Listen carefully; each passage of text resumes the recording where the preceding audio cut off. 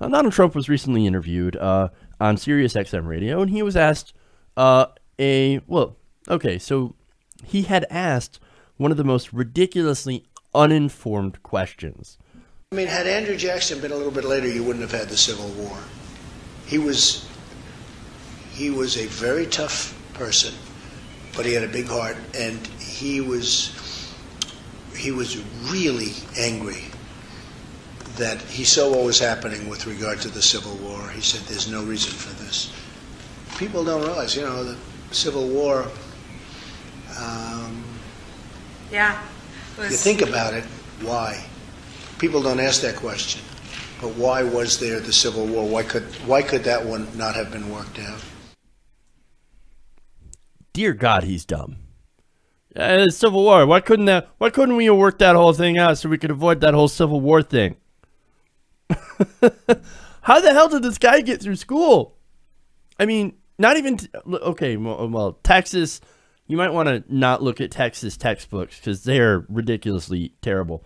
But look, man, how did he get through college? Well, I have an answer for you: Daddy and Daddy's money.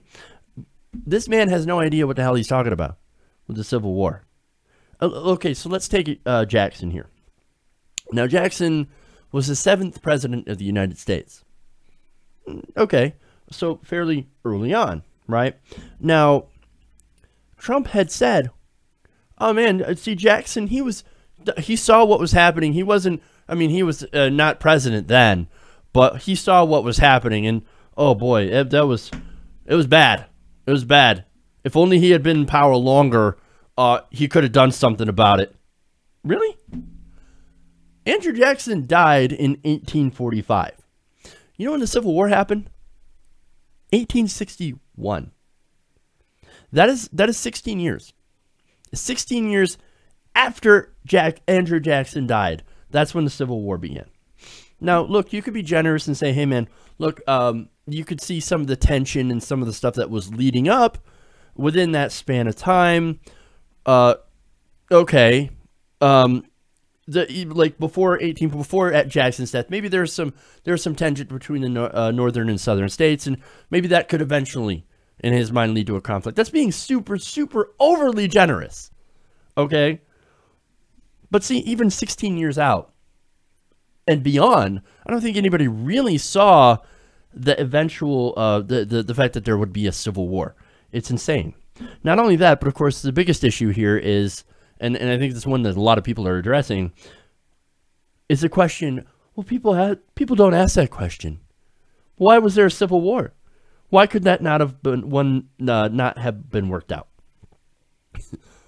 Again, he talks like a third grader, so sometimes it's hard to read.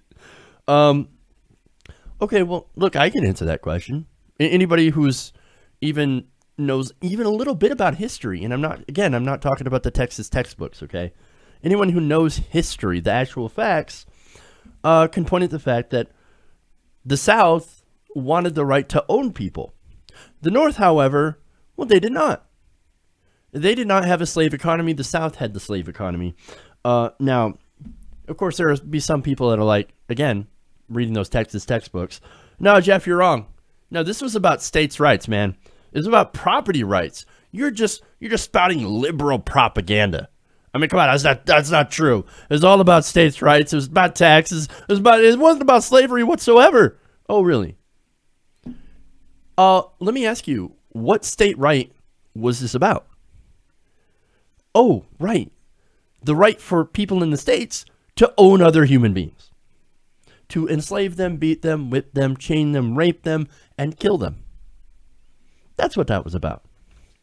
And as far as property rights, also, you know what? That's right. Because it also was about property rights. Now, what property are they talking about? They're talking about humans, human property. Slaves were considered property because you owned them. Now, again, the South ran on a slave economy. The North did not. There were a lot of abolitionists in the North. Now, that seemed like there was a pretty big difference to overcome, since, again, the South, older industry, relied on slave labor. Okay. Now, you also had the fact that even before Lincoln had been sworn in, Lincoln wasn't even president at the time. It was outgoing President James Buchanan. That this happened.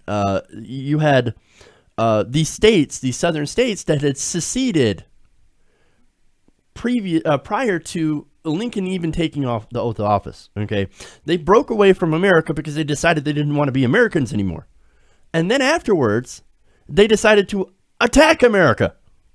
They decided to attack the American military, Fort Sumter. These people were anti-American. That's why there was a Civil War. That's why nobody asks that question, because this should be common knowledge. People should know this. It's taught in school. But of course, if you've never picked up a book, if you just got to breeze your way through college because you have daddy's money, well, I mean, you know, you don't actually have to learn anything. Daddy's going to bail you out and just give him some extra contributions. Say, pass my idiot son. Make sure he gets his degree. Yes, sir. How much of an endowment do you want to make today? 10,000, 20,000, 50,000? Sure. That's what this is about. Come on. Now, finally, the other thing, not so consequential, but I do want to address it because I think it's important, where he said, oh, man, Jackson, he had such a big heart. Really? He had a big heart? Andrew Jackson was racist. Now, he was also described as populist, and holy shit. You know what I just realized? Donald Trump and Andrew Jackson kind of alike in some ways.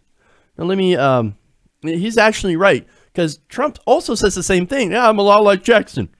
Well, more than you think. Quote, my campaign and win was almost like Andrew Jackson with his campaign. And I said, when was Andrew Jackson? It was 1828. That was a long time ago. Again, this man, his quotes, like he talks like a third grader. Okay. And he also said, that's Andrew Jackson, and he had a very, very mean and nasty campaign. Because they said this was the meanest and nastiest, and unfortunately it continues. What continues? The mean and nasty campaign? Yeah, okay. Well, you also ran a mean and nasty campaign. I don't know if you realize that. And to be fair, Hillary Clinton also ran a nasty campaign against him, which of course there was no vision. We've been through that, okay? You know all the faults with the Clinton campaign. He also ran a bit of a nasty campaign that was very racist. Now, another parallel here is that Andrew Jackson also used the media to great effect, as did Donald Trump. So, very interesting. So you've got that, you've got racism, you've got genocide. Well, okay, let's be fair. Donald Trump did not do genocide. Thank goodness. Now, Jackson did when he signed the Indian Removal Act. Now, that led to the Trail of Tears that killed nearly 4,000 people, often from starvation or exposure to the elements. So that is a great human rights disaster. And so hopefully Donald Trump doesn't even get a chance to do anything as bad. But again, maybe his Muslim ban, not close, but could be seen along the same vein as like, hey, we're going to keep these people out. I don't care if they're dying over in Syria from our bombs, because we're bombing over there now. Don't care. They get caught between 3 different armies. They got nowhere to go. Sad day. But anyway, let's hope, of course, the similarities end there. Now, all of this makes me think of the saying, those who are ignorant of history are often doomed to repeat it, right?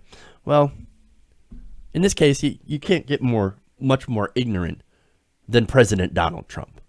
Hey, everybody, thanks for watching this video. If you want to see more like this, please hit the subscribe button below. And if you want to support truly independent progressive media, please consider becoming a patron at patreon.com/TYTNation.